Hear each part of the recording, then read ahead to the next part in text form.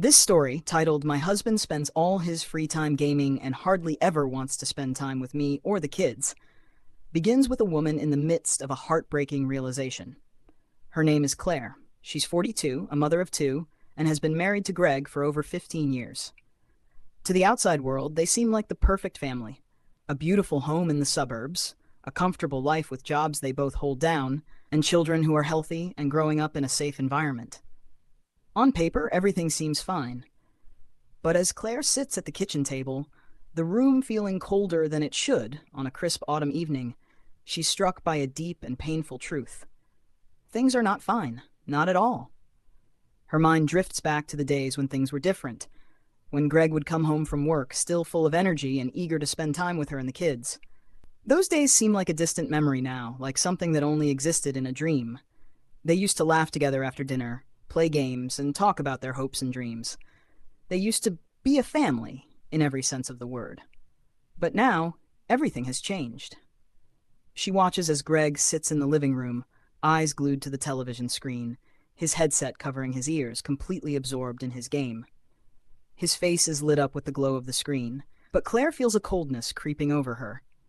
He's there, but he's not truly there with her. He's not with the kids. He's not with them at all. She feels a lump form in her throat, the weight of the years pressing down on her. Has it really come to this? She tries to remember when it all started, the subtle changes that made her feel like she was losing him, 1 hour at a time. She remembers the first time he started playing games late into the night, but it was only once or twice, and she brushed it off as just a phase. But now, it's every night, every weekend, every spare moment.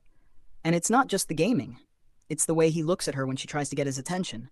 It's the way he brushes off her attempts to reconnect, saying, "I'm in the middle of something, Claire," or "I'll be done in a little while." But that little while never seems to come. She's become so used to the sound of him clicking buttons, his muffled voice through the headset, that it almost feels like a permanent fixture in their home.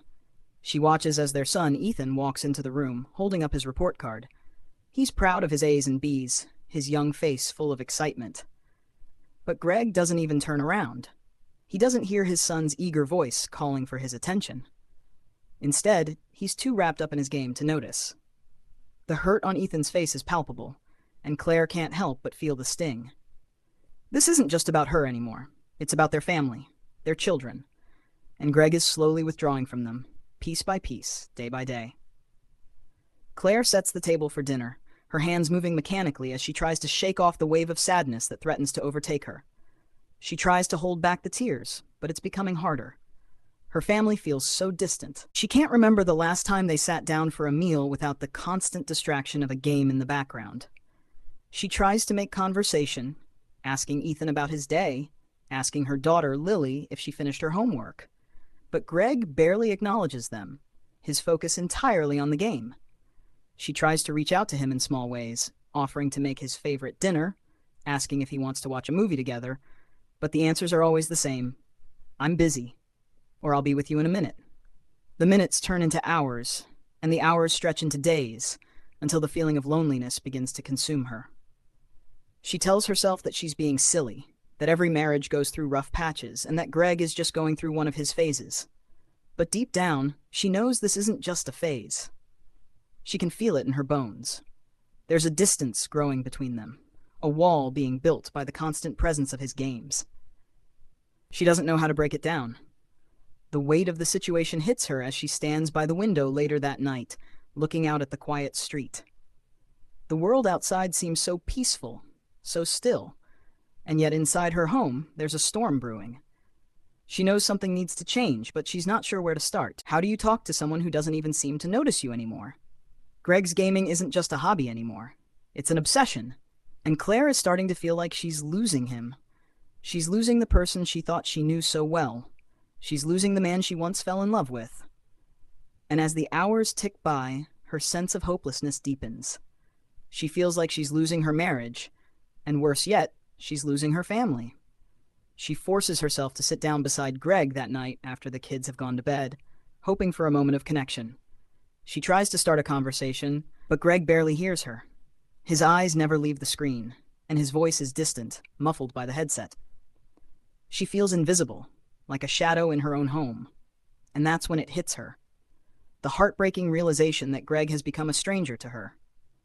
Her thoughts race, and she wonders what happened to the man who once held her hand and whispered sweet words to her late at night. She wonders where the man who used to share his dreams and fears with her went. She wonders if he even remembers who she is anymore. Her heart aches, and the tears she's been holding back finally spill over. But she doesn't know how to fix it. She doesn't know if she can. The days following that night blur together. Claire wakes up, gets the kids ready for school, goes to work, and comes home to the same routine. The silence in the house is suffocating. Greg's gaming takes up so much of his attention that she feels like she's living with a ghost. She tries to be understanding, tries to tell herself that it's just his way of unwinding after a long day, but it's hard to ignore the feeling that something is slipping away. One evening, as Claire is tucking Ethan into bed, he looks up at her with wide, innocent eyes. "Mom, do you think Dad's ever going to stop playing games?" The question stops her cold. She tries to smile, but her heart sinks. Ethan's words echo in her mind long after the lights are out. "Do you think Dad's ever going to stop playing games?" How can she answer that? How can she explain to her son that the person he once looked up to, the one who played catch with him in the backyard and read him stories before bed, has become so absorbed in a virtual world that he can't see his family drifting further away? Later that night, Claire finds herself staring at the ceiling, unable to sleep. She can hear Greg in the other room, still playing his game, his voice muffled by the headset. She wonders what he's feeling. Does he even realize how much distance is growing between them? Does he feel the same emptiness that she does? Or is it just her, struggling to hold on to something that feels like it's slipping through her fingers? The loneliness weighs heavily on her chest, but she's not sure what to do anymore. She's tried talking to him, tried reaching out, but every attempt feels like a dead end. The more she tries, the more distant he becomes. The more she longs for a connection, the further he drifts away. She starts to feel like a stranger in her own home. But then, one night, something shifts. Claire's at the kitchen table, going through the mail, when she hears Greg call her name from the living room. His voice is different this time, softer, almost uncertain. She hesitates for a moment, her heart pounding in her chest. Has he finally noticed? Has he finally seen the hurt in her eyes, the sadness in her voice, the emptiness in their home? She stands up slowly and walks into the living room, where Greg is sitting, his game paused for the first time in what feels like forever. "Claire," he says, looking up at her with a mixture of guilt and regret in his eyes. I know I've been distant lately. I've been so wrapped up in my game, I didn't realize how much it's affecting you. I'm sorry. I've been neglecting you and the kids, and I've been selfish." The words hit her like a punch to the gut. She's been waiting for this moment for so long, but now that it's here, she doesn't know what to say. Her emotions are all tangled up. Relief, anger, sadness, hope. But most of all, she feels a deep, aching vulnerability. "I don't know what happened, Greg," she says quietly, sitting down beside him. "I don't know when you became so consumed by that game that you stopped noticing what was happening right in front of you. I don't know when you stopped being with us. With me." Greg reaches for her hand, his voice low.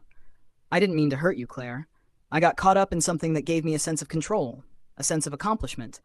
But I see now that I've been losing what matters most to me in the process." Claire feels a lump form in her throat. She's heard the apology, but she's not sure it's enough. Words are easy. Actions are harder. "I need you, Greg," she whispers, her voice shaking. "I need my husband back. I need the man who looked at me with love in his eyes, the man who played with the kids and made me feel like I wasn't just someone to be ignored when the game was on." The silence between them feels heavy, but it's not oppressive. It's as if they're finally speaking the truth to each other, after all this time.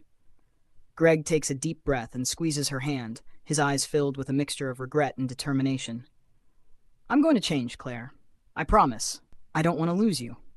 I don't want to lose this family." Claire looks into his eyes, searching for sincerity.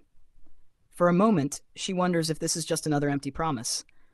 She wonders if she'll find herself back in the same place a few months down the road, feeling alone and invisible again. But she also knows that people can change, people can grow. And maybe, just maybe, this is the beginning of something new. The next few weeks are filled with small but meaningful changes. Greg cuts back on his gaming, carving out time to be with Claire and the kids. They go on family outings, reconnecting in ways they haven't in years. They have long conversations late at night, and for the first time in a long time, Claire feels like she's seen again. She feels like she's heard again, and that, she realizes, is the first step toward healing. It's not perfect. There are still moments when the temptation to retreat into the game is strong, but Greg is making an effort, and so is she. They're learning to communicate again, to be present for each other in ways they forgot were important. And as they rebuild their connection, they begin to rediscover the love they once shared. For Claire, the road ahead isn't clear. She doesn't know if things will ever go back to the way they were. But she knows one thing for sure. She's not giving up on her family. She's not giving up on Greg. She's not giving up on love. If this story resonates with you, like, comment, and subscribe.